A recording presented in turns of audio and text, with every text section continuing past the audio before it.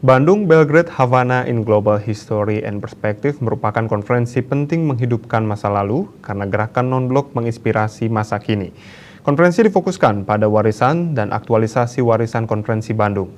Dalam semangat ini, konferensi ini juga dipersembahkan bagi peringatan 60 tahun konferensi non-blok Beograd dan 55 tahun konferensi Tiga Benua Havana yang merupakan tindak lanjut konferensi Bandung yang paling menonjol.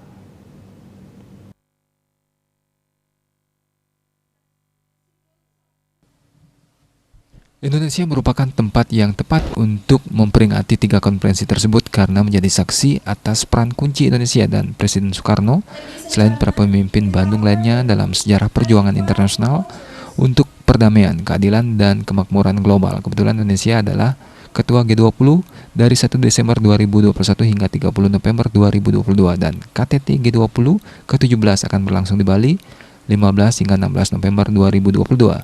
Karena itu pernyataan deklarasi akhir konferensi disiapkan untuk diserahkan kepada pemerintah Indonesia sebagai negara anggota GNB dan G20. Menurut Kepala Arsip Nasional Republik Indonesia Andri Imam Gunarto, konferensi ini penting menghidupkan masa lalu karena gerakan non-blok menginspirasi masa kini dan bisa dilihat dari arsip dan bisa membangun bangsa ini.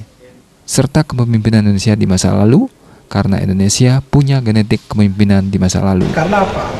Karena tugas kita memang memasadepankan masa silam. Jadi informasi yang masa lalu itu harus kita hidupkan di masa kini untuk membangun masa depan yang lebih baik. Semua pembicara konferensi ini membahas tentang konferensi Asia Afrika, tentang gerakan non-blok di masa lalu yang menginspirasi masa depan. Dr. Koni Rahakundini Bakri selaku pengamat analis politik mengungkapkan pidato Bung Karno tahun 1955 sangat penting bahwa pemikiran Bung Karno sangat relevan bahwa akademisi dunia yakin dan percaya pemikiran Bung Karno bisa dijadikan acuan demi kemajuan bangsa Indonesia. Itu jangan berhenti sebatas tagline.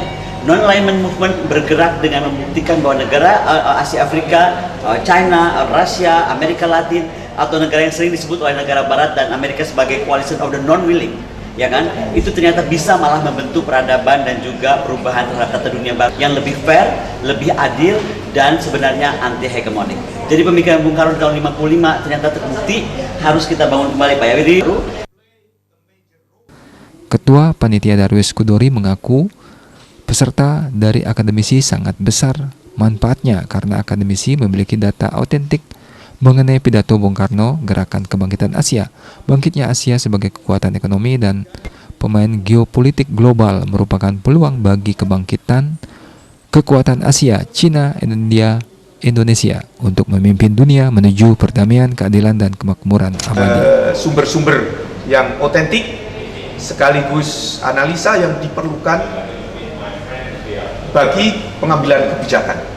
Karena selama ini mungkin peran dari akademisi dan aktivis gerakan sosial mungkin kurang dimanfaatkan, padahal mereka punya komitmen, mereka ingin juga membangun masa depan global yang adil, makmur, dan konferensi ini melibatkan sekitar 140 sarjana dari berbagai disiplin ilmu dan praktisi dari berbagai bidang profesional serta aktivis gerakan sosial dan solidaritas berbasis di wilayah geografis yang beragam di Afrika, Amerika, Asia, Australia, dan Eropa.